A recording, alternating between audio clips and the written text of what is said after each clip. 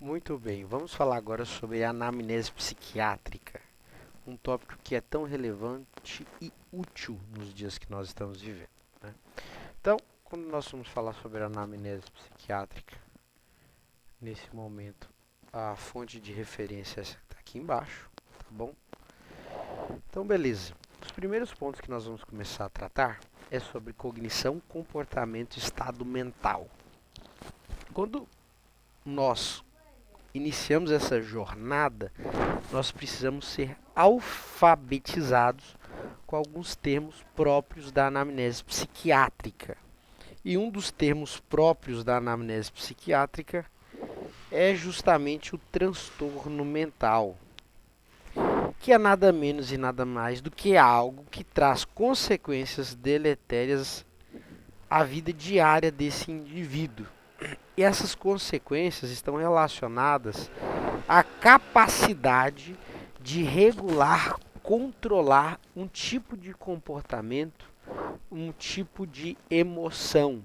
Ou seja, transtorno mental é nada menos e nada mais do que aquele indivíduo que você olha para ele e fala assim: esse indivíduo não consegue regular o seu emocional, não consegue regular o seu comportamento, né? A sua cognição ela está prejudicada, né? Então, se isso trouxer um problema na vida social, laboral, ocupacional, né, se afeta as atividades importantes da vida diária, então nós vamos definir isso como uma consequência do tal do transtorno mental. Certo? Show de bola. Agora vamos começar a falar sobre os dados do paciente. Aqui de início, né, vamos colocar aqui de verdinho mais escuro e aqui verdinho mais claro. E depois vou colocar aqui a cor azulzinho, sem azul claro. Na verdade tem um nome específico dessa cor. Muito bem, quando a gente fala desse verde mais escuro aqui, nós vamos começar a pegar, nós vamos iniciar na amnese, identificação, né? Nome, idade, data de nascimento, endereço, né, estado civil, procedência atual remota, viagem recente, religião, pré-natal, nascimento. Alguns pontos aqui vão ser, mais uma vez, reiterados, mas esses dados também envolvem o histórico familiar, a anamnese, né? Situação socioeconômica, a escolaridade, né? Profissão, no caso trabalho, focando talvez um pouco mais em tabagismo, etilismo e uso de drogas, né? Afinal, nosso foco aqui é a anamnese psiquiátrica. Quando nós formos falar sobre ectoscopia, aparência, nós vamos pensar não somente na aparência, mas também na postura e atitude desse indivíduo. Qual a aparência desse meu paciente psiquiátrico? Como ele anda? Quais são as roupas e como ele está usando essas roupas, né? Ele tem algum adorno, uso de joias? Como ele está usando essas joias? E a maquiagem dessa mulher, ou até mesmo desse homem? Como é que está o higiene pessoal dessa pessoa? Os cabelos estão alinhados, estão desalinhados? Então, tudo isso são dados que vão formar o background, né? Que vão formar ali ah, o cenário que vai constituir o nosso diagnóstico futuramente, né? A postura, né, do paciente, a atitude. Como é esse paciente? Ele é muito agressivo? Ele é um paciente que sorri demais? Ele é muito indiferente? Ele é histriônico? Ele é fóbico? Ele é agressivo? Ele é dissimulado, inseguro, sedutor, né? E, enfim, chegamos nos sinais vitais, né, SSVV. Quando nós falamos sobre exame físico, né, nós vamos fazer também aqui o exame da tireoide. Nós sabemos, né, que a tireoide ela tem uma função muito importante produzindo os hormônios da tireoide, que nos ajudam a ter uma regulação do nosso comportamento, das nossas emoções. Vamos realizar aí o exame neurológico, claro, um certo enfoque, visto que é anamnese psiquiátrica e exame do estado mental, né? Tá bem orientado no espaço, etc e tal. Então, os sintomas comuns ou relevantes. Então, nós vamos começar agora a rapidamente citar não somente alguns tópicos importantes, mas como perguntar. Eu queria que ficasse na sua mente duas coisas que me ajudariam. O número 2 e o número 4. E aqui no meu eu vou colocar o 3. Aí você vai entender por que eu estou fazendo essa comparação. Bem, vamos falar sobre ansiedade e preocupação excessiva. É normal uma pessoa ser ansiosa e ter preocupação? Dependendo do que ela está vivendo, sim. Mas se perdurar por, aqui ó, vamos colocar aqui semanas, por muito tempo, talvez até 4 semanas, sem passar, talvez seja um problema. Ou melhor, sugere um problema, uma sugestão. Humor deprimido, beleza, a pessoa pode estar acontecendo alguma coisa na vida dela, ela fica com humor deprimido, uma depressão. E tudo bem, a vida é assim, um sobe e desce. Mas e se passar de 2, 3, 4 semanas com aquele humor deprimido, né? E se eu ainda te acrescentar informação que pode durar 2 anos esse humor deprimido no mínimo, né? Então, problemas de memória, né? Então, estão relacionados à anamnese psiquiátrica. Muito importante investigar, né? E os sintomas clinicamente inexplicáveis, né? Então, você entende que a relação aí, ela é algo que supera, está além da questão física, né? Então, você tem questões aí psíquicas, então por isso, anamnese psiquiátrica. Então, essa questão do tempo aqui vai me ajudar a entender a gravidade. Então, vamos falar sobre ansiedade e preocupação excessiva na anamnese psiquiátrica e tentar identificar se você está com ansiedade, preocupação excessiva ou não. Então vamos lá.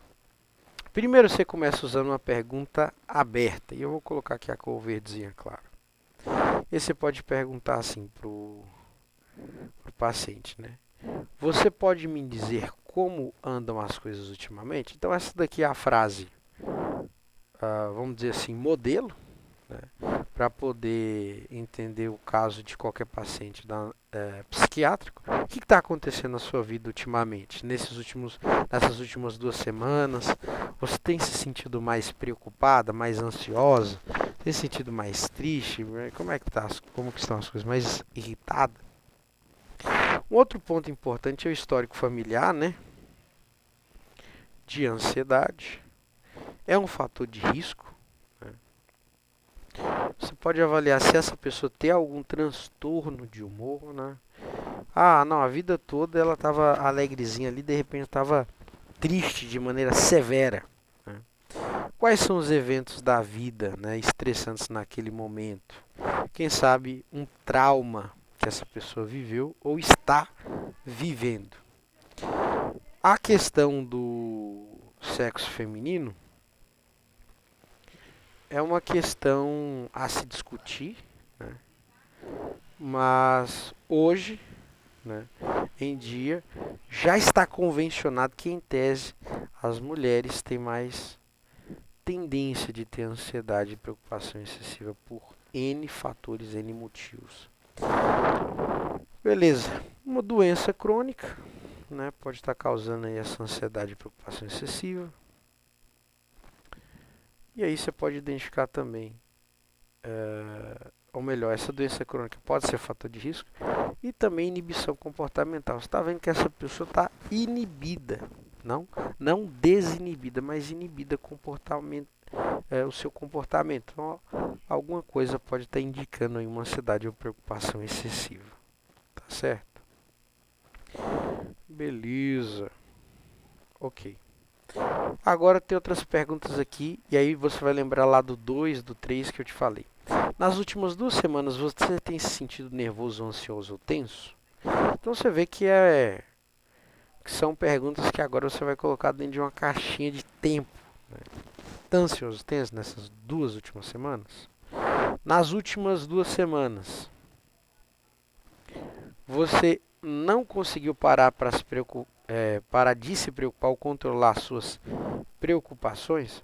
Então aqui você coloca o paciente numa caixinha temporal de 2 semanas, mas além de colocar o paciente na caixinha temporal de 2 semanas, você fala assim: tem se sentido assim?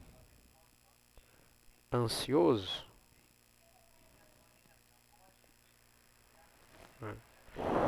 Melhor, aí você chega aqui e fala assim: nas últimas 2 semanas você não conseguiu parar de se preocupar ou controlar? E aí você vai para o controle.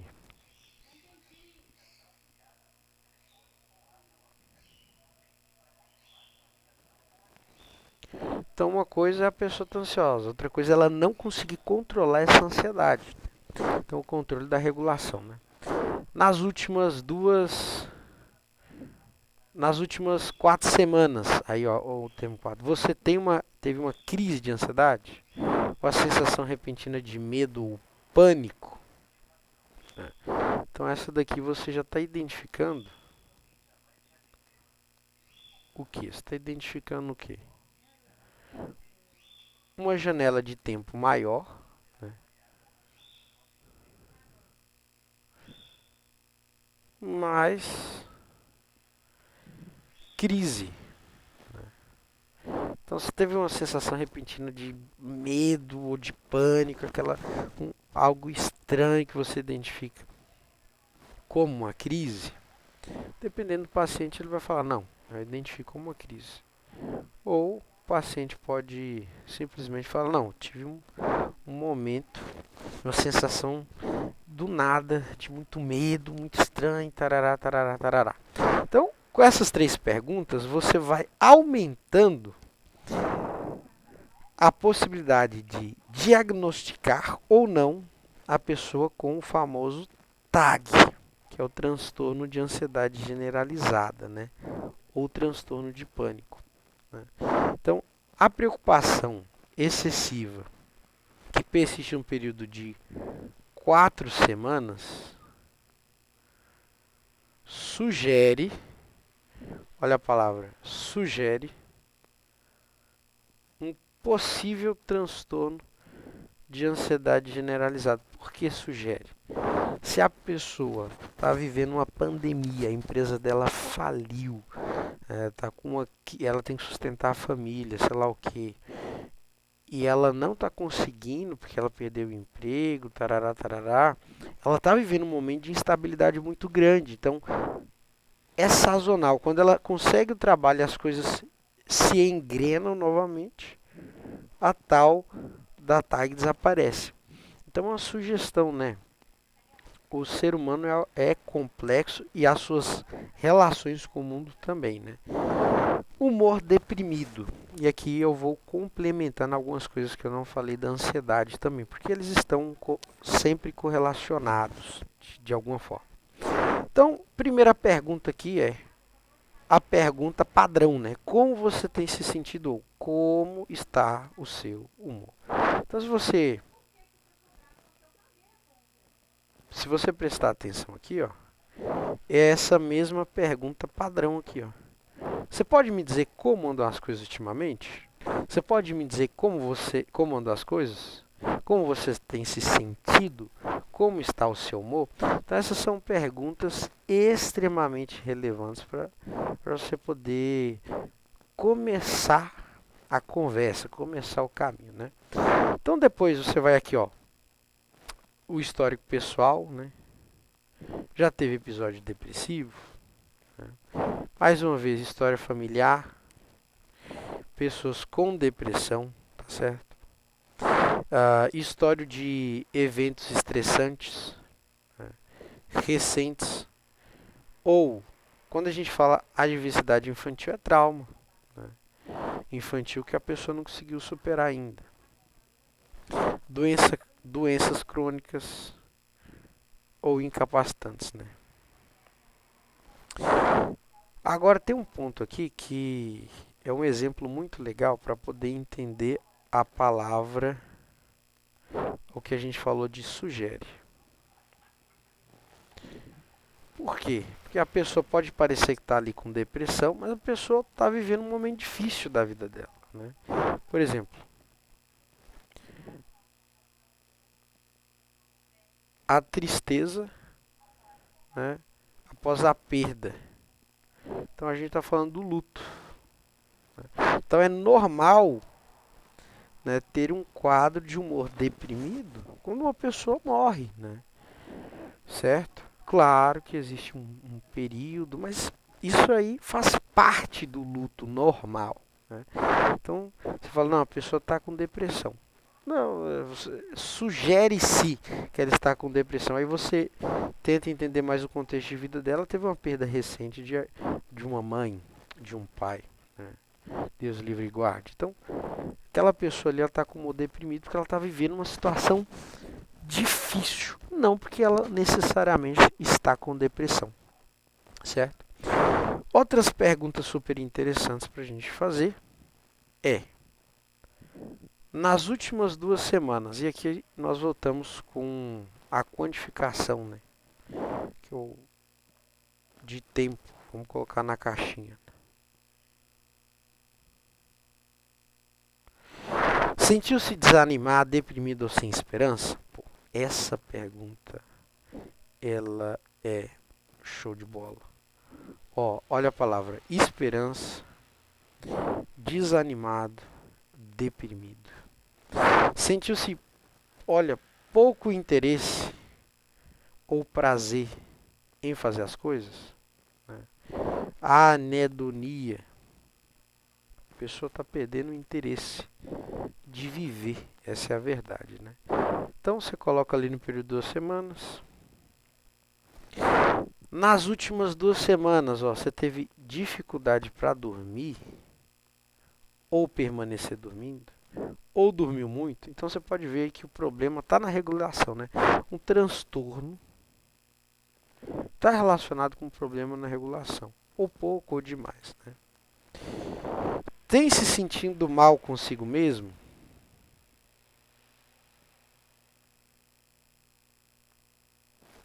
Fracasso?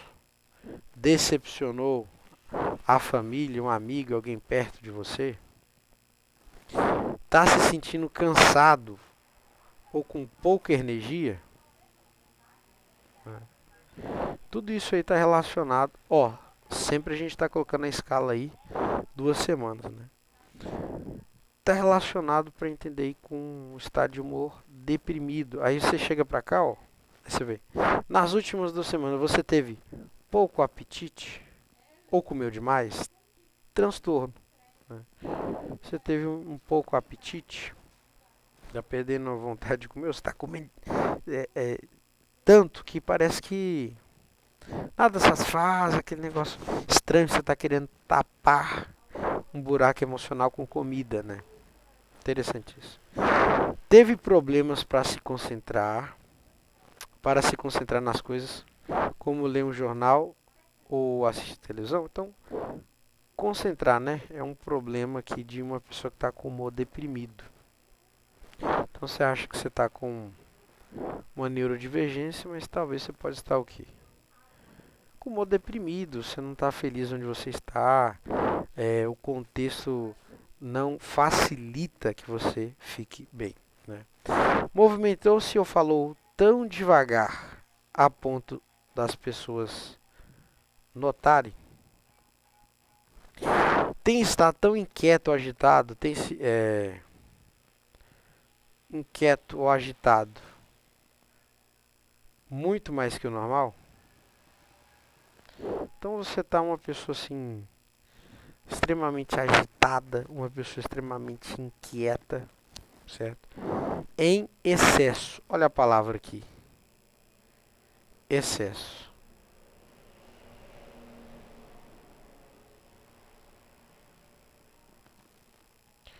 Certo? Teve pensamento de que estaria melhor morto? Não, essa daqui, ou ideias de se ferir. Essa daqui é clássica para um quadro de desvalorização da vida, né? Você fala, caramba, se eu tivesse morto agora, isso não estaria acontecendo, né? Humor deprimido, né? O transtorno depressivo maior é caracterizado por pelo menos 2 semanas de humor deprimido, irritável. O transtorno depressivo persistente é caracterizado por humor deprimido e irritável com duração de pelo menos 2 anos. Então você vê, né? É um questionário simples, mas é um questionário que hoje em dia está muito útil. Né? É muito útil. Está muito útil. É muito útil, né? Então, o transtorno depressivo maior é caracterizado por pelo menos 2 semanas de humor deprimido e irritável. Vou colocar de vermelho isso aqui. Porque no outro lá, não sei se você lembra, era 4, né? Cadê? Aqui, ó, coloquei aqui, ó, 4 semanas. E aqui, o humor deprimido é 2 semanas já é o suficiente. O transtorno depressivo persistente é caracterizado por humor deprimido e irritável com duração de pelo menos 2 anos. Então, em tese, eu quero resolver o problema da pessoa. Tá bom. Acompanhe ele por pelo menos 2 anos. Acompanhe. Você quer resolver mesmo? Acompanhe pelo menos 2 anos. Eu não estou falando como médico, porque se não for particular, se for SUS, né, você não consegue saber se o paciente vai ir na consulta, se ele vai se mudar de bairro, mas se é uma pessoa perto de você, né? Então agora nós vamos falar sobre problemas de memória e continuar nos alfabetizando com os termos próprios da anamnese psiquiátrica, né? Então, talk about with me. Transtornos neurocognitivos. Né? Demência. O que é isso? Né? Transtorno neurocognitivo leve. Né? Que é, por exemplo... Olha aqui, ó. Deixa eu trocar de cor aqui. Que é, por exemplo, delírio. Né? Então, isso daí é extremamente importante entender. Delírio, demência, transtornos neurocognitivos. Então, basicamente, de maneira muito resumida, superficial, somente para poder ter um resumo do assunto, transtornos neurocognitivos estão divididos entre delírio e demência.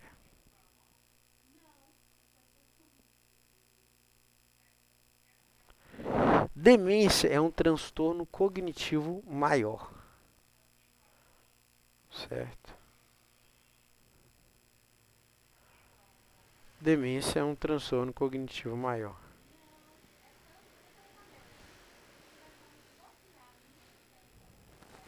Então pronto, demência é um transtorno cognitivo maior. Show de bola.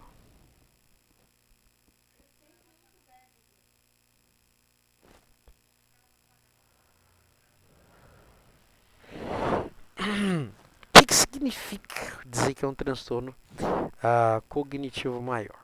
Eu penso da seguinte forma, né? Você tem um indivíduo ali com uma cognição, né? Com um exemplo vai ficar mais legal, mas você tem uma cognição funcionando normal. Oi, tudo bem? Como vai? 2 mais 2 é 4, 7 vezes 7 é 49. Beleza, cognição ok. Quando é leve, olha só. Quando é leve, ou seja, menos grave, o exemplo vai ser indivíduos, quando é leve, jovens, com comprometimento por algum trauma, infecção por HIV que causou alguma demência, algum transtorno neurocognitivo leve. Se eu pego esse quadro de um indivíduo jovem com comprometimento por um trauma, com infecção por HIV e digo que é leve, se você pensar no contrário desse, você vai pensar num transtorno cognitivo maior, que a condição vai ser não necessariamente oposta, mas de um nível de gravidade muito, muito maior. calma que eu vou continuar com essa comparação para ficar mais claro. Mas olha só, vamos para delírio. É uma condição de confusão mental aguda, né? Então, confusion mental aguda. Então, se é aguda, ela é de repente, né? Ela acontece do nada e vai afetar aí a atenção e vai afetar a consciência. Então, do nada, a pessoa está lá, pum, tem uma confusão mental. A pessoa perde a atenção do nada e a consciência. Embora seja uma emergência médica, ela é geralmente reversível quando a causa de base é tratada, né?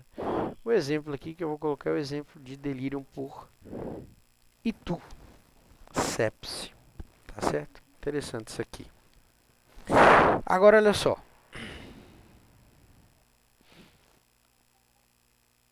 Antes de vir para esse exemplo aqui, ó, vamos só passar para esse aqui, que eu acho que vai ficar bem interessante de fazer essa correlação problemas de memória entre essa alfabetização dos termos que nós precisamos para a anamnese psiquiátrica. Pacientes com formas mais leves de demência podem reconhecer seu esquecimento. Olha a palavra, reconhecer. Pacientes com formas mais graves de demência podem ter maior probabilidade de se lembrarem de outras pessoas preocupadas com a sua memória do que com os episódios de esquecimento. Então, quando a gente fala de demência, né?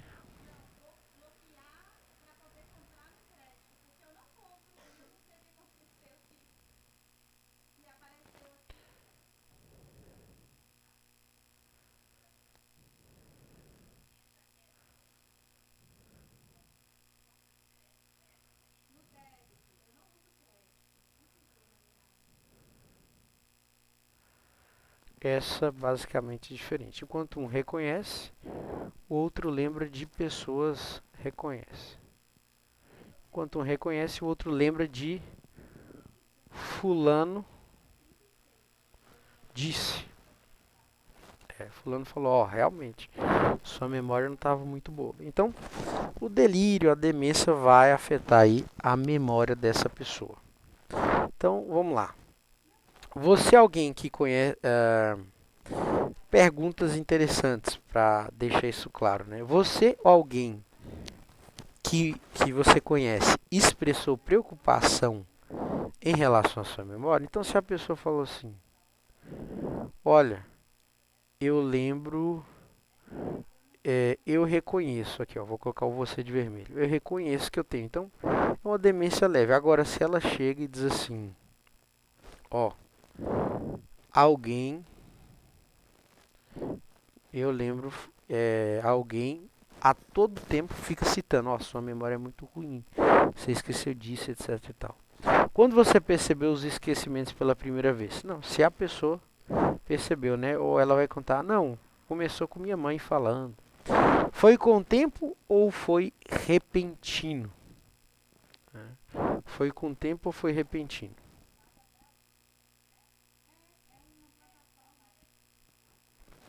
Então, se foi repentino, a gente sabe que pode tratar aí de um delírio também, né? Gera uma confusão mental. Qual é a causa de base? Se tem causa de base, então nós vamos tratar.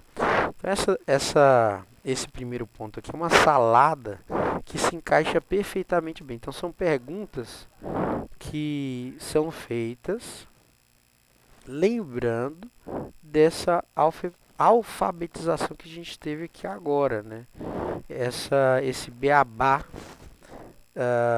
dos problemas de memória que estão relacionados aí com delírio, demência e transtorno.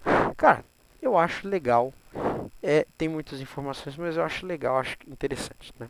Então, os problemas de memória de início súbito, eles são preocupantes porque remetem a transtornos neurocognitivos vasculares graves. Problemas de memória que surgem logo após uma lesão na cabeça, né, falei um trauma, deve levantar a suspeita de transtorno neurocognitivo grave decorrente de trauma. Então, o que é importante trazer aqui? Lembrando que eu só estou trazendo o básico, o resumo do resumo, né? Quando os problemas de memória eles são súbitos, pode ter origem no problema vascular. É um pouquinho e pode ser grave. Quando o problema de memória surge após uma lesão, então você vai dizer que é um transtorno neurocognitivo grave decorrente do trauma encefálico, por exemplo. Teve um acidente.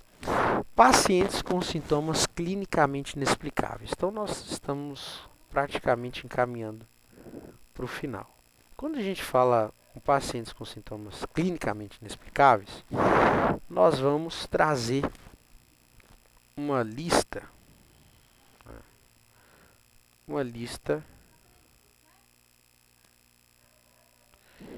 E essa lista, ela vai tentar classificar o que seriam sintomas clinicamente inexplicáveis e que fazem sentido com a psiquiatria.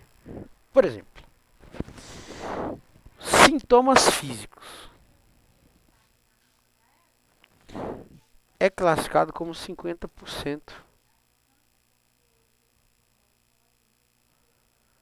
das queixas em consultórios que estão relacionados com a anamnese psiquiátrica, com problema psiquiátrico, que não tem uma certa explicação. Ou seja, se não tem uma certa explicação, você concorda que isso daqui vai ser hard, vai ser difícil para o médico descobrir? Óbvio. Desses 50%, 30% são considerados clinicamente inexplicáveis.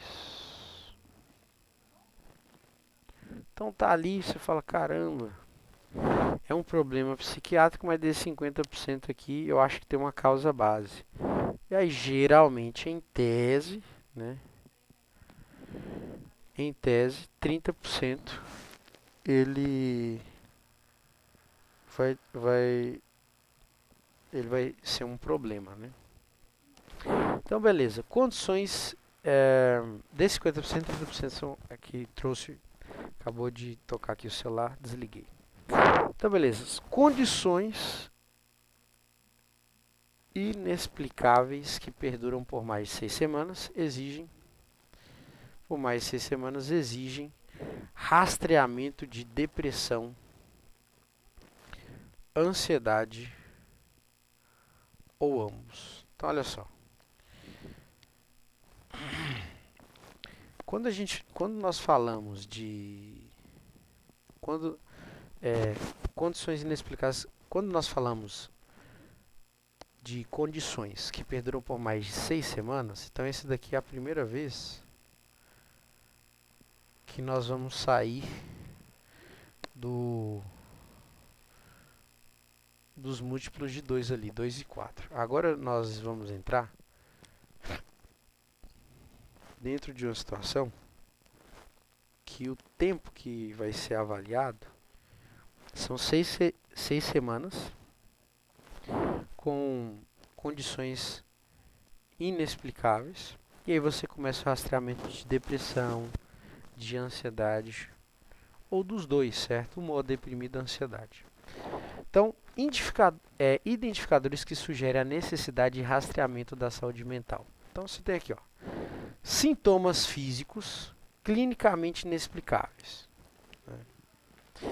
Múltiplos sintomas físicos ou somáticos ou alta contagem, né, de sintomas. Sintoma somático de gravidade muito alta. Então você fala assim, cara, a querela aqui está muito alta, né? Identificadores que sugerem a necessidade de rastreamento da saúde mental. Então, dor crônica, sintomas por mais de 6 semanas, consulta classificada como difícil pelo profissional de saúde, a gente comentou sobre isso, né?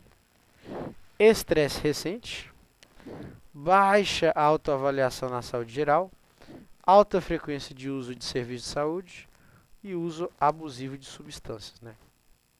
Então, tudo isso aí pode ser fatores que você tem que considerar para o indivíduo que tem sintomas inexplicáveis, que no final o diagnóstico vai ser alguma querela relacionada à saúde mental. Então agora nós vamos falar das técnicas de exame. Tem algumas coisas assim super interessantes aqui para a gente conversar, né? Então até agora você já identificou algum problema que você tem? Então vamos lá, principais componentes do exame do estado mental, né? Aparência, comportamento, nível de consciência, postura, comportamento motor, vestimentas, cuidados pessoais, higiene, expressão facial, afeto e atitude. Então, se existe uma desregulação de algo, pode indicar que... Se existe uma regulação de alguma coisa, pode indicar uma querela. Então, se você é louco, quer fingir que você não é doido, né, se comporte como os outros e seja mais parecido com os outros, você não vai ser considerado louco, né? Então, até mesmo dentro da técnica de exame, você consegue perceber que quanto mais homogêneo é a pessoa na forma de ser, na postura, no comportamento, né, na forma de ser, quanto mais homogêneo, ou seja, quanto mais parecido com os outros, sem uma discrepância tão grande, essa pessoa ela vai ser considerada normal. E o contrário também é verdade. Tem uma discrepância muito grande na aparência, no comportamento, na consciência, na postura, no cuidado pessoal, na higiene pessoal, na expressão facial, no afeto e na atitude. A tendência natural é entender que essa pessoa tem um descompasso, né? Isso aqui é um ponto interessante. Principais componentes do exame do estado mental, né? Fala e linguagem. Nós vamos falar tudo isso depois, incluindo quantidade, velocidade, articulação, fluência, humor, né? Pensamentos e percepções. Vamos comentar mais. Principais componentes do exame do estado mental. Insight, né? Julgamento crítico. Vamos falar da diferença, né? Cognição, orientação e atenção. Memória e funções cognitivas superiores. Então, quando a gente fala dos insights, né? Os insights seria a pessoa reconhecer, né, que ela falou. Quando a gente fala do julgamento crítico, né, basicamente se trata de alguém que consegue avaliar o que está acontecendo ao redor. Mas vamos falar de tópico por tópico, né? Nível de consciência, né? Estado de alerta ou de consciência do ambiente, né? Vamos falar sobre a atenção. Como é que está a atenção dessa pessoa? Ela tem capacidade de focar numa atividade? Você diz assim para ela, a gramática para aprender sozinho, você precisa de testes, exercícios com respostas. Aí a pessoa já nem lembra mais, ela não prestou atenção, né? Então, é a capacidade de se concentrar-se ao longo do tempo em uma tarefa ou atividade, né? Como é que está a atenção dela? Está preservada? Memória. Será que a memória dela de curto e longo prazo está preservada? Orientação, né? Consciência da identidade pessoal. Autopsíquica, né? Do lugar e do tempo. Alopsíquica, né? Requer tanto a memória quanto a atenção. Então, quando a gente fala da consciência da identidade pessoal e de onde a pessoa está, a gente diz que o paciente está bem orientado no tempo e espaço, certo? Isso daí é show de bola. Vamos continuar. Um pouco mais da alfabetização da anamnese psiquiátrica, que deu para perceber que a alfabetização, né, o beabá, vai trazer insights, né, para a gente entender um pouquinho mais o caso do paciente. Então, beleza, percepções, né, a consciência sensorial de objetos no ambiente e suas inter-relações, né, estímulos internos, etc. Processos de pensamento. Ó. Conteúdo do pensamento. A gente vai falar sobre isso. Meu pai do céu. Afeto, certo? Insight. Então, percepção. Vamos começar daqui. Consciência sensorial de objetos no ambiente e suas interrelações. Né? Estímulos, sons, etc. Processo de pensamento. Né?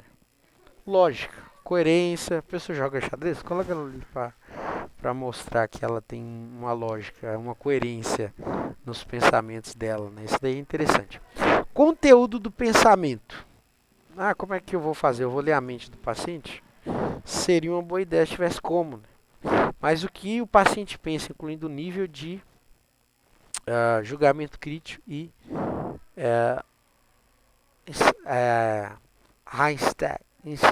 insight. E insight, né? Então, o que é insight? Como é que você vai avaliar o conteúdo do pensamento dela? Simples. Insight. Consciência de que sintomas ou comportamentos alterados são normais ou anormais. Então, essa pessoa aqui, ela vai falar assim, eu estava lá em casa e eu vi um disco voador descer na frente da minha casa, vi pela janela, desceu o ET e ele chutou meu cachorro e subiu de novo e foi embora. Aí esse paciente, aí você pergunta pro paciente, você viu isso mesmo? Aí ele falou assim, vi.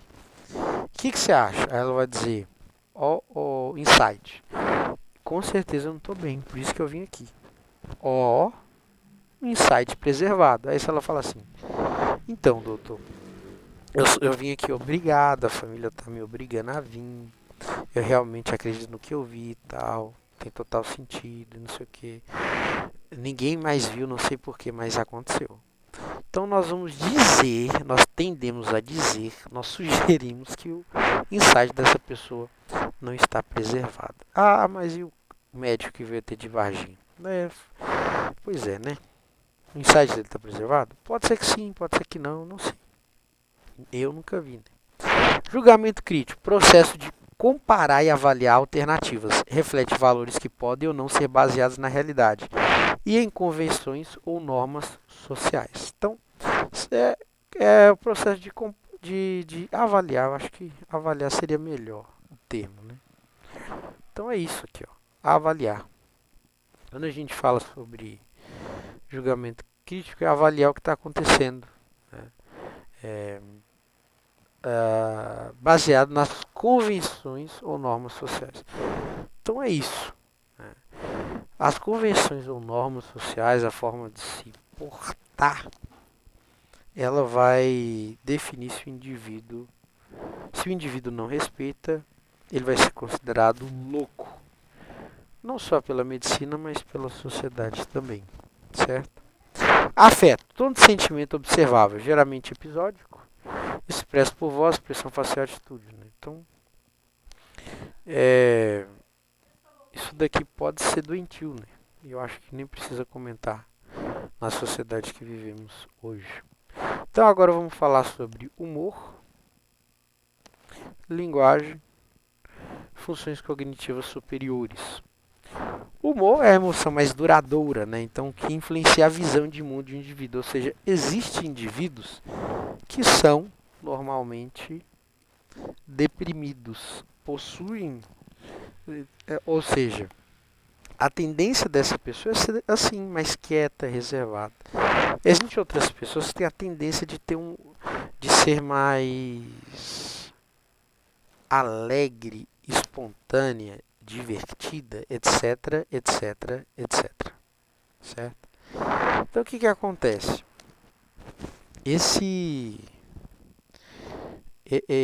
O humor é a característica que a pessoa é. Entendeu? A pessoa é assim. Certo? A pessoa, ela tem uma forma de ser. Né? A pessoa age daquela forma. Isso é humor.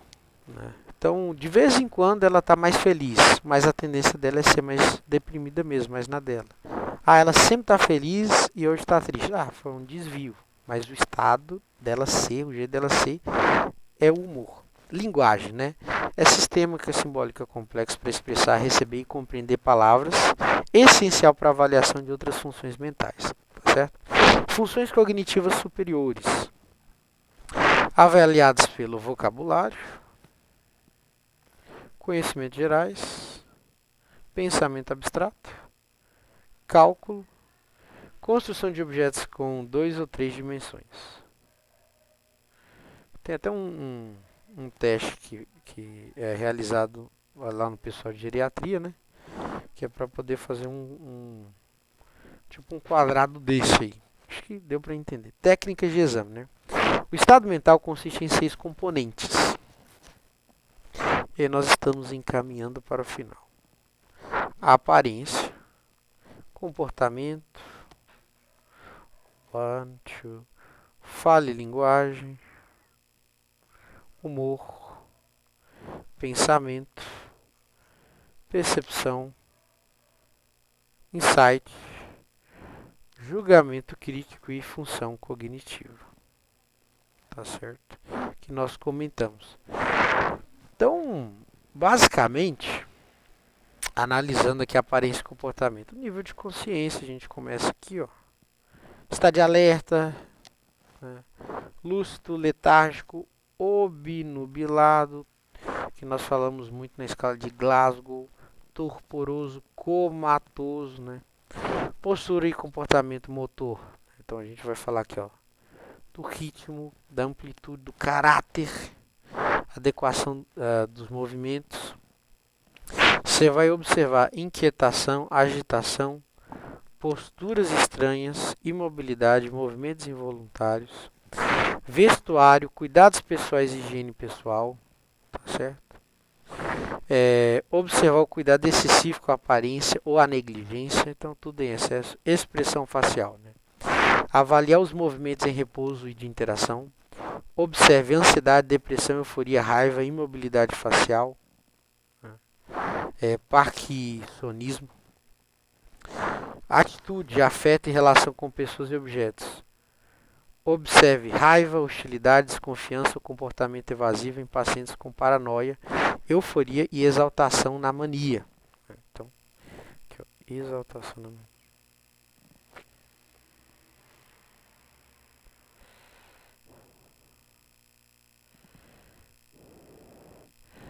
Quando a gente fala disso aqui, ó, a gente está falando do paciente bipolar, né? Mania. Que aí é um momento aí que a pessoa entra numa crise, sai de uma crise, entra numa crise, sai de uma crise. E tem um tempo aí de boa.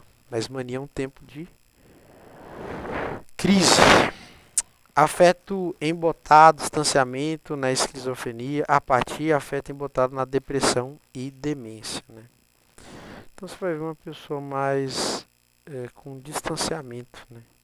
No humor deprimido, na demência, ou até mesmo na esquizofrenia. Então, às vezes você quer ficar sozinho, aí a pessoa pode te dizer que você está com uma característica esquizofrênica. Então você vê como é fácil, né, rotular, mas às vezes a pessoa só é diferente mesmo, né? Tem isso também. Beleza, fala e linguagem, né? Observe a quantidade, velocidade, volume, clareza, fluência da fala.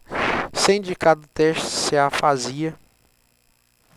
Uma pessoa que não consegue escrever uma frase correta não tem afasia. Então, tem que ser... Ou seja, quando a gente fala de afasia, a gente precisa de uma pessoa alfabetizada, né? Disfonia, rouquidão, desartria, dificuldade de articular fala, alterações com transtorno de humor. Acho que beleza. Então, humor, né? Eu já comentei, mas é o estado de espírito do paciente, né? Ele é assim, é a natureza dele. Então você vai prestar atenção na natureza, intensidade, duração e estabilidade de qualquer humor anormal. Avaliar o risco de suicídio. Avaliar felicidade, euforia, depressão, ansiedade, raiva e indiferença. Pensamentos e percepções. Processo de pensamentos. lógico, relevância, organização e coerência. Alterações, dissociação, fuga de ideias. Então, se a pessoa fica pensando em algumas coisas que estão fora da realidade, a pessoa é louca. Fuga de ideias, o indivíduo pula rapidamente de um assunto para o outro, perdendo o foco e a conclusão da ideia principal. Incoerência, confabulação, criação involuntária da memória falsa ou histórias distorcidas para preencher lacunas de memória. Bloqueio, interrupção abrupta no fluxo das ideias, onde o indivíduo para de falar no meio de uma frase e fica em silêncio, né?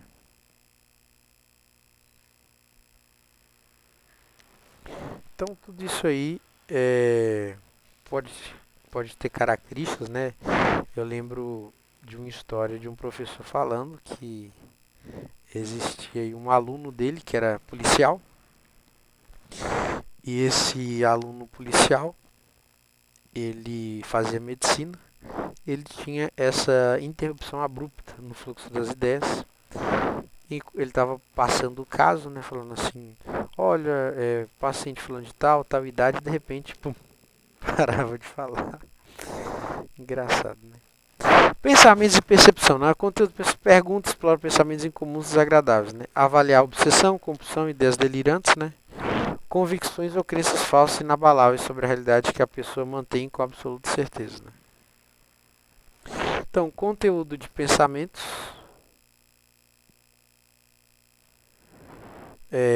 avaliar obsessões, compulsões, ideias delirantes, né? Convicções ou crenças falsas. Então, quando a gente fala de pensamento e percepção, você tem pessoas aí que acreditam em algumas coisas que não têm sentido, por exemplo. Ah, se eu tomar tal veneno, eu vou ser. Não tem. Então, essa é uma questão delicada, porque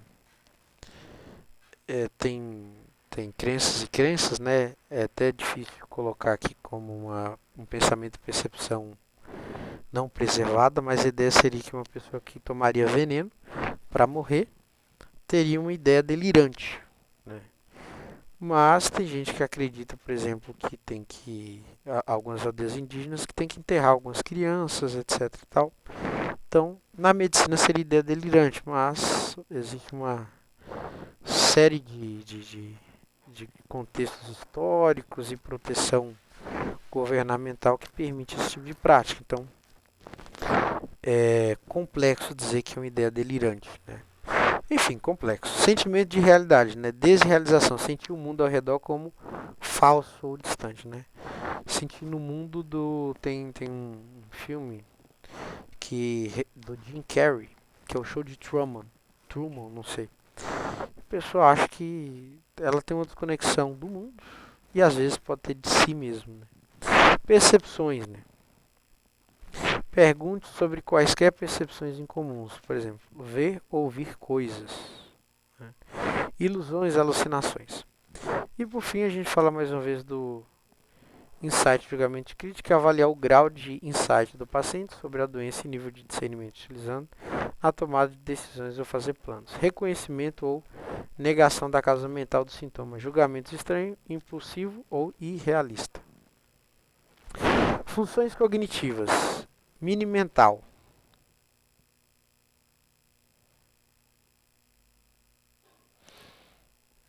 Avaliar desorientação, memória remota e recente.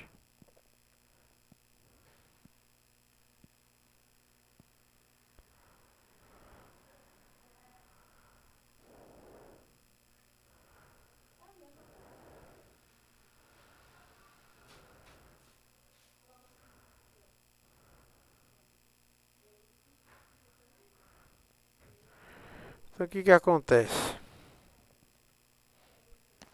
Quando a gente fala de avaliar as funções cognitivas, mini-mental, desorientação, memória remota recente, nós vamos voltar aqui para capacidades superiores, né, cognitivas superiores. Eu vou trazer o que é de mais relevante aqui, né? Por exemplo, capacidade de fornecer informações e vocabulários, né? Tipo, Aí você observa a abrangência, a profundidade das informações fornecidas, complexidade das ideias expressas e vocabulário utilizado para avaliar conhecimentos gerais. E aí você pode perguntar nomes de presidentes, figuras públicas ou de grandes cidades, né? Capacidade de fornecer informações e vocabulário, né? Talvez jogo de futebol, né? Jogador de futebol. Capacidade de fornecer informações e vocabulário. Você vai refletir escolaridade, né? Inteligência, cultura dessa pessoa, limitados pelo atraso intelectual, razoavelmente bem preservados em estágios iniciais de demência, habilidade de cálculo como adição, subtração e multiplicação, desempenho ruim com cálculos no atraso intelectual e demência, né? É isso que mostra, né? Essa é a consequência. Eu acho que deu para entender a lógica, né? Faz uns cálculos aí, né? 5 vezes 7, 35, etc e tal, e aí vai, né? 8 vezes 9, 70, 60, 72, e aí vai. E isso vai tratar sobre tanto atraso intelectual quanto demência, né? Claro, essa palavra aqui é importante, né? Sugere, né? Sua bolha é a sua bolha. Não tente achar que a pessoa, né, tem o mesmo contexto de vida que você. Então vamos lá, pensamentos abstratos. Capacidade de responder de maneira abstrata a perguntas sobre significado de provérbios como devagar se vai longe.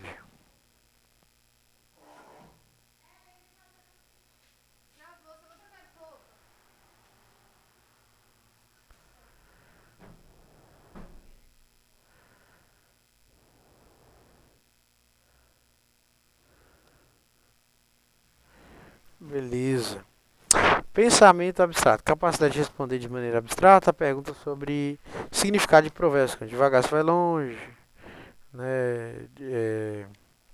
De grão em grão a galinha enche o papo, semelhança entre seres vivos e objetos inanimados, como o gato e um rato ou um piano e um violino. Tá? Semelhança é isso que você pode, que esse paciente tem que te analisar, trazer para você. Então aqui se testa o pensamento abstrato. Muito chato isso aqui, mas habilidade construtiva e depois que vai avaliar, né, esse ponto aqui. Habilidade construtiva. Peça ao paciente que copie figuras como círculos, cruzes, né, quadrados, losangos, pentágonos, é, intersectados ou desenhe um mostrador de relógio com números e ponteiros, né? E ali você pode pedir para colocar uma hora específica e aí ele vai colocar para você, tá certo? Então todas essas coisas aqui estão relacionadas aí à anamnese psiquiátrica, super interessante e muito útil hoje em dia.